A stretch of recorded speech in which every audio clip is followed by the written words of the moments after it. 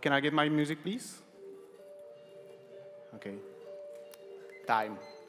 Hello, my friends. It's nice to see you again.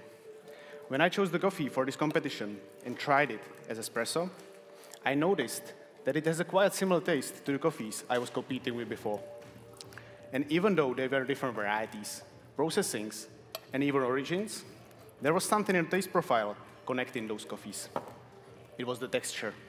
Smooth and creamy mouthfeel with a clean taste profile. And I realized that for me, the texture is more important than the flavor itself.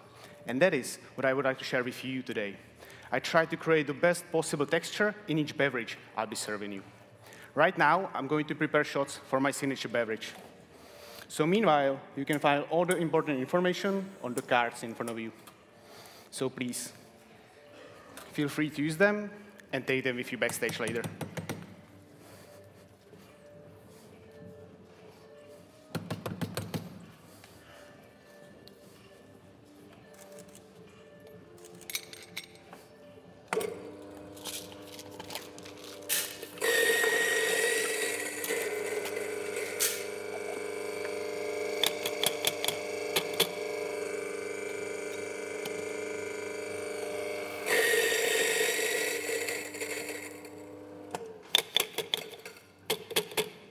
The coffee I'm using today is naturally processed whoosh whoosh variety, grown in 1,800 meters above the sea level. This originally Ethiopian variety was produced in Colombia by John Hurtado in Valle de Cauca region. It is his first crop of this exceptional variety, and it already shows the huge potential it has. But it took John a lot of time with experimenting until he was able to create such a pleasant texture. And the key was in perfectly controlled processing. After only ripe cherries were handpicked and sorted, they were placed in sealed containers for 90 hours of anaerobic fermentation to get more balance in the cup and more fruity notes. After that, the cherries were placed on African beds for 30 days of drying in the shade. This slow and controlled drying process highlighted sweetness and acidity in the cup. So judges, I will let my signature shots to cool down to use them later. Because today, we will start with espresso first. The recipe I'm using for all my drinks is 20 grams in and 43 grams out in about 25 seconds. Creating a pleasant texture in espresso is always a challenge. Smooth texture usually comes at the cost of weak body or low extraction. And I found the answer for that in low extraction temperatures. Because low temperatures increase the espresso flow rate, which can lead to smoother texture and less astringent notes. So today, I'm using 90.5 degrees of Celsius.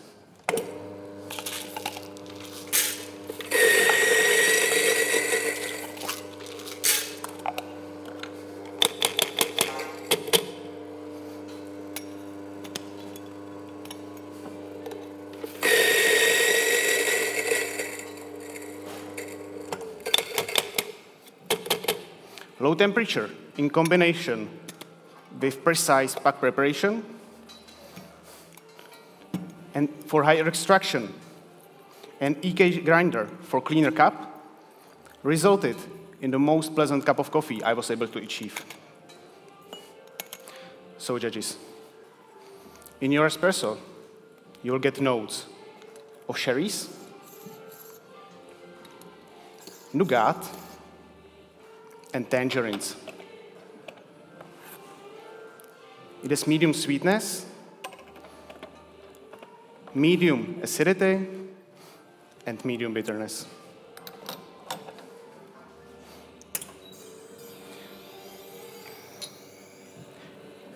You can expect medium body,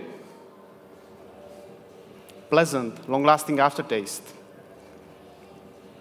But I want you to mainly focus on the texture of my espresso. It is smooth, complex, and mouth-coating. And in the finish, it's almost sticky. So judges, please first evaluate the crema, then stir the espresso 5 times to give it a time to cool down a bit. And the small cups in front of you are for your spoons. Please enjoy. One for you, please enjoy. There you go. And one for you, please enjoy.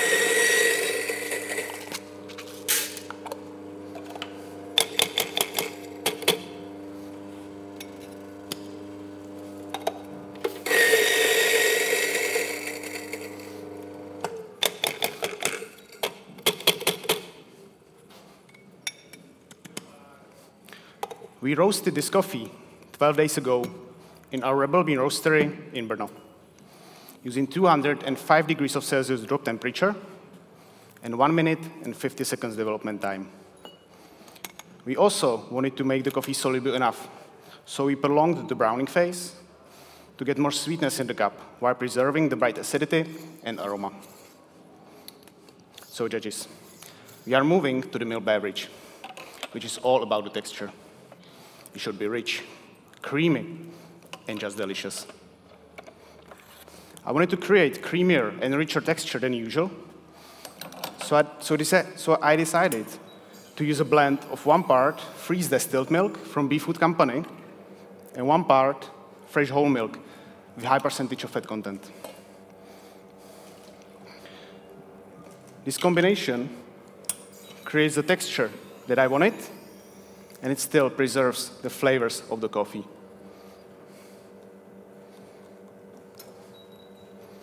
So judges, let's write down the flavor profile of my milk beverage. You will get notes of coconut chips,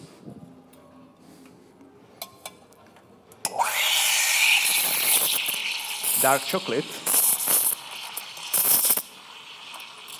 and freeze-dried strawberries. It has full body, creamy texture, and long-lasting finish of cocoa powder.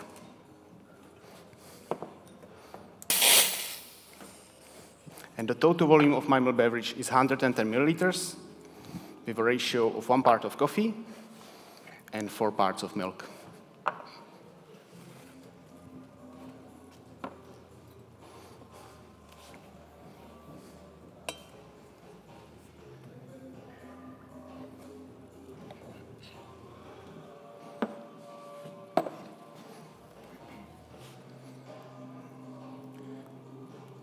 Judges, I will ask you to give it a stir before drinking to mix all the flavors and layers and enjoy this beautifully textured milk beverage. Please enjoy.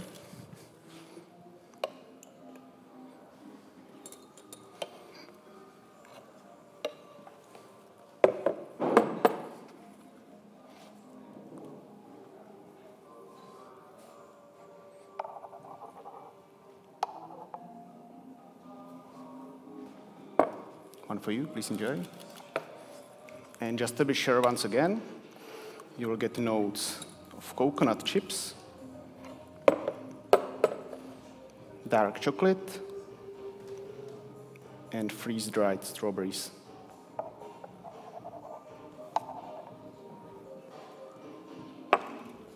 There you go, please enjoy.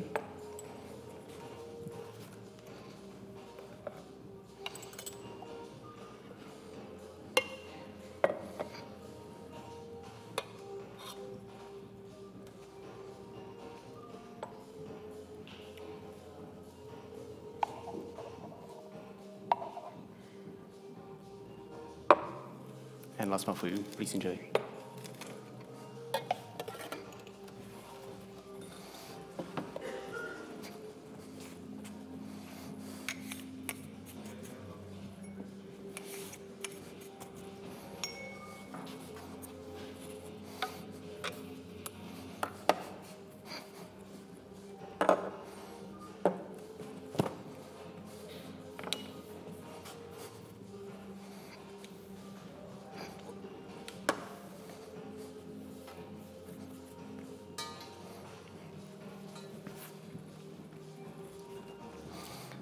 In my signature beverage, I want to enhance the espresso profile, but not through the flavors, but through the texture.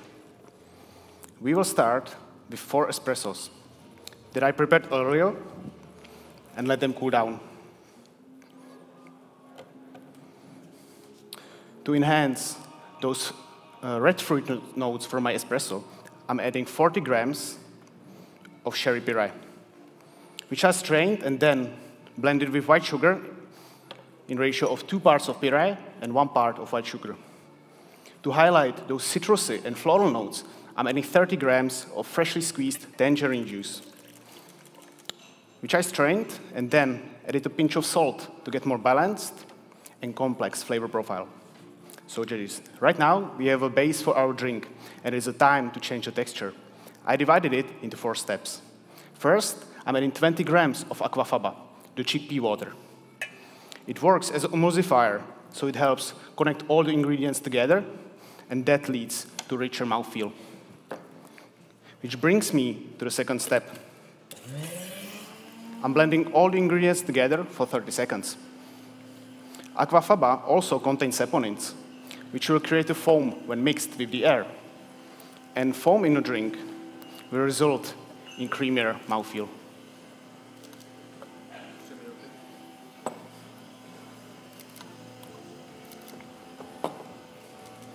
In the next step, I will be changing the drink temperature, which has a major influence in our texture perception. So I'll be cooling down the drink to approximately 7 degrees of Celsius on big block of ice to prevent dilution. Low temperatures increase the drink viscosity, and that leads to richer mouthfeel.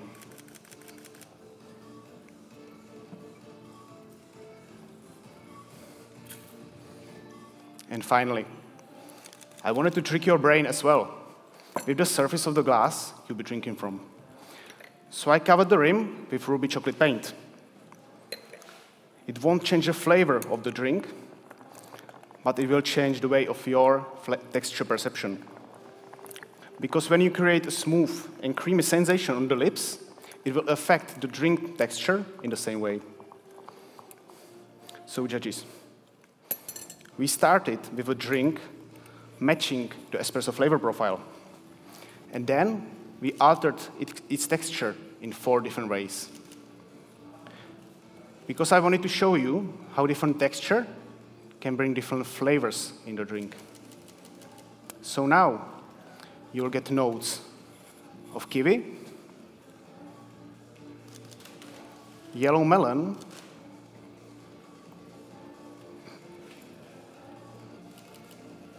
and lemongrass.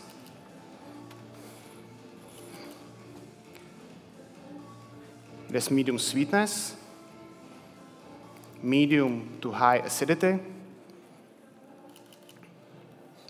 medium body, and the texture is silky and layered. Judges, I will ask you to drink it from the side with the chocolate paint. Take a first sip, then swirl the glass and take a second sip. Focusing mainly on the flavors can sometimes lead us to very interesting but not so pleasant cup of coffees. Let's not forget that the coffee should come with the pleasant tactile experience in the first place. If we can build on that and show the customers all the important flavors and interesting flavors that coffee can have. So judges, please enjoy the last drink of the day, and this is my time.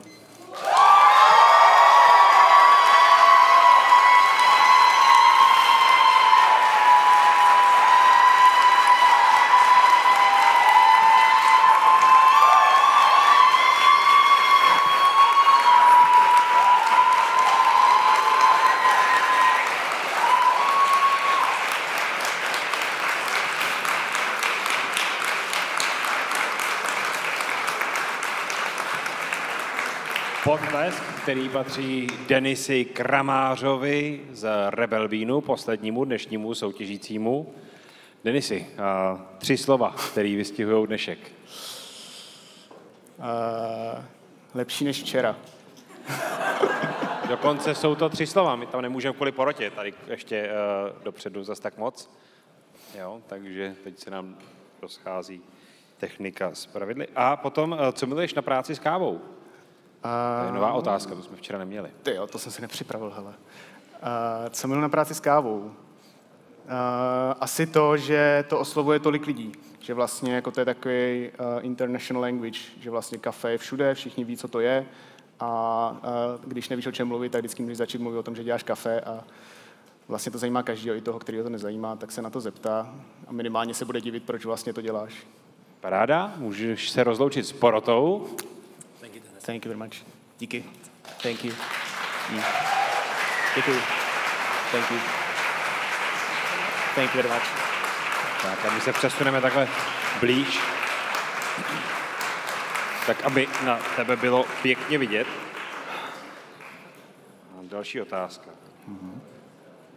Co bys poradil soutěžícím, kdybys mohl cestovat časem a dostat se na ten první briefing soutěžících příští rok? Co bys jim tam řekl? Já myslím, že se budu opakovat, nebo že budou opakovat všechny ostatní, ale přečtěte si pravidla. To popravdě nezaznělo dneska ještě vůbec. A jsem za to fakt rád. Přečtěte si pravidla. Přečtěte si pravidla. Přečíst si pravidla v soutěži je zhruba stejně důležitý, jako si, když chcete vyhrát v loterii, koupit los, si myslím. No. Co bys doporučil našim divákům a komukoliv, kdo by chtěl zlepšit úroveň, s jakou pije kávu? Včera jsem říkal vodu, tak dneska řeknu mlýnek. Mlýnek? Protože na začátek jako levný mlýnky dobrý, ale pak vlastně se hrozně rychle zasekneš a přestane ti to chutnat a seš naštvaný, že to nechutná jako v kavárnách.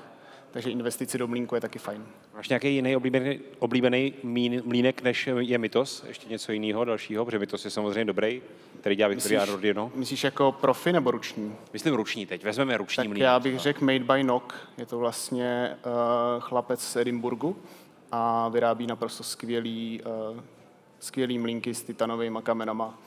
Za mě asi nejlepší ruční mlýnek, co jsem měl. Paráda. Takže kdybyste chtěli investovat, tak kromě filtrace a vody, tak ještě mlýnek je doporučení. Na e-shopu? Na e-shopu jakým? Rebelbeanu samozřejmě. Na e-shopu Rebelbeanu. Jakou hudbu máš v kavárně nejradši? Nějaký taky jako to lehký už techníčko. Mě baví, když se to jako odpoledne už jako trošku, třeba jako taky jako lehký. Třeba to, co jste slyšeli u mého signature drinku, tak tohle bych mohl poslouchat v kavárně furt. Bylo takový příjemný, energický, dokážu si to představit. Takže asi za mě dobrý. A ještě, co z toho, co se naučil během přípravy nebo ze svého přímo vystoupení, co posuneš do svojí běžné rutiny? Co je ten přenos do toho reálného baristického života? To je těžká otázka. Já vím. To jsi připravil dobře. To je taková záludná. Nevím, jestli úplně do běžné rutiny, ale minimálně jako na bar nebo do nějaké nabídky bych chtěl přenést tu barvu, co jsem vlastně natahoval na ty skleničky. Protože mě překvapilo, jak hrozně dobře to funguje a jak je to jako super trik na drinčíky. Takže nějaký jako letní meníčka si myslím, že tohle je úplně super, tak to bych zkusil. A za to jsem extrémně rád, protože to, co je soutěží, nebo tady těm soutěžím často vytýkáno, je právě nepřenositelnost do reálného fungování v kavárně, ale různý aspekty se přenést dají a záleží jenom na tom, jak vy chcete nebo nechcete. Jo, ten drink je vlastně hrozně jednoduchý, takže to jde právě aplikovat v kavárně, takže asi ho tam hodíme na léto. Paráda, tak to se v létě podívám do Brna, pokud do té doby neotevřete samozřejmě nějakou pobočku blíž Praze. To asi ne. Co se dá dělat? Tak jo, já chci ještě něco zmínit tamhle lidem, co drží vlajku, nebo... Ježíš, a jo? Já chci hrozně poděkovat celému týmu Rebelbean, který tady je, protože nás je tady opravdu hodně. A chci poděkovat Kátě a Alici za pomoc backstage, protože jsme už od Austrálie úplně sehraný tým. Takže moc děkuju a moc děkuju všem, že jste tady vydrželi až do konce. Tak jo, já poprosím potlesk pro Denise Kramáře. Díky moc, Denisi.